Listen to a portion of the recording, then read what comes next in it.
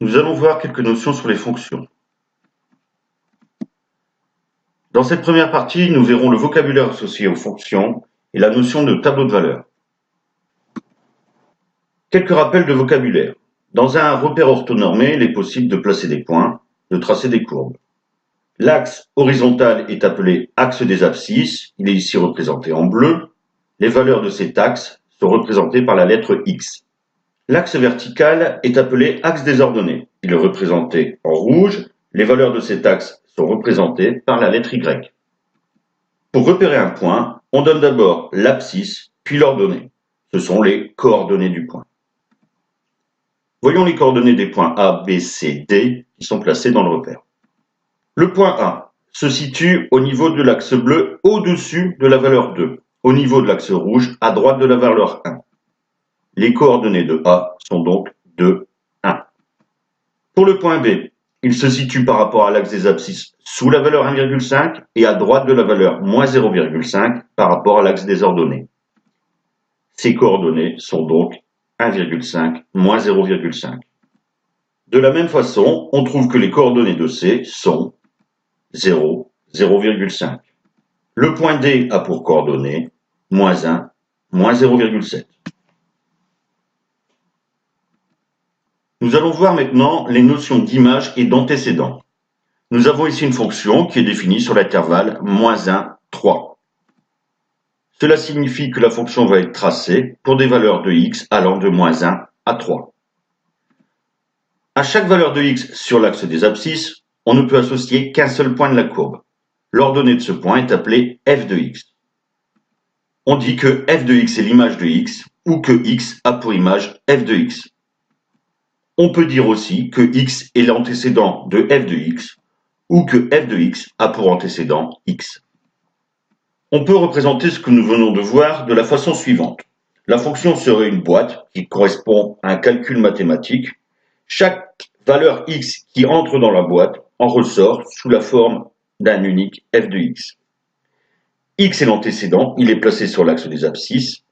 F de x est l'image, il est placé sur l'axe des ordonnées. Voyons maintenant ce qu'est le maximum d'une fonction. Pour trouver le maximum, il faut regarder quelle est la plus grande valeur atteinte sur l'axe des ordonnées. On cherche donc le point le plus haut de la courbe. L'ordonnée de ce point correspond au maximum. Dans le cas représenté, on voit que le maximum a pour ordonnée 1 et l'abscisse qui correspond à ce point est moins 1. Le maximum est 1. Pour le minimum, le principe est le même, mais on cherche maintenant le point dont l'ordonnée est la plus petite. On va donc chercher le point le plus bas de la courbe. Dans notre cas, l'ordonnée la plus basse est moins 1. Pour la valeur de x égale à 0, le minimum est moins 1.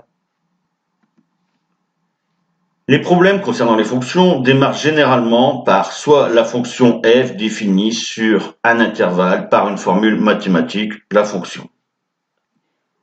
L'intervalle, c'est ici moins 1,2, 2. Les calculs seront faits pour des valeurs de x comprises entre ces deux bornes. La fonction est ici x au carré moins 1. C'est la formule qu'on va utiliser pour faire nos calculs.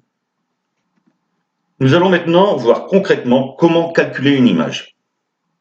Calculons l'image de 0 par la fonction x au carré moins 1. Pour calculer f de 0, on réécrit la fonction, c'est-à-dire f de x est égal à x au carré moins 1. On remplace ensuite simplement x par la valeur 0. Donc, f de 0 est égal à 0 au carré moins 1. 0 au carré est égal à 0 et on retranche 1.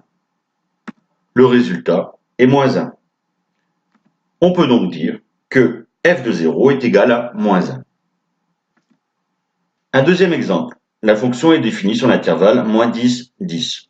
Elle est définie par g de x est égal à x au carré plus 2x moins 6. On nous demande de calculer l'image par la fonction g de la valeur 4. Comme dans l'exemple précédent, on écrit la fonction. On remplace x par la valeur 4. On effectue les calculs. 4 au carré est égal à 16, 2 fois 4, 8 et on retranche 6. On obtient au final 18. La réponse est donc ici, g de 4 est égal à 18. Pour finir, voyons maintenant ce qu'est un tableau de valeurs.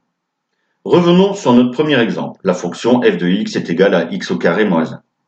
On va ici représenter le résultat de calcul d'images particulières dans un tableau.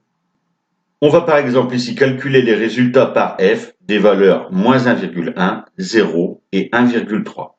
Les calculs nous donnent les résultats suivants. Pour f de moins 1,1, 0,21, f de 0 est égal à moins 1 et f de 1,3, 0,69.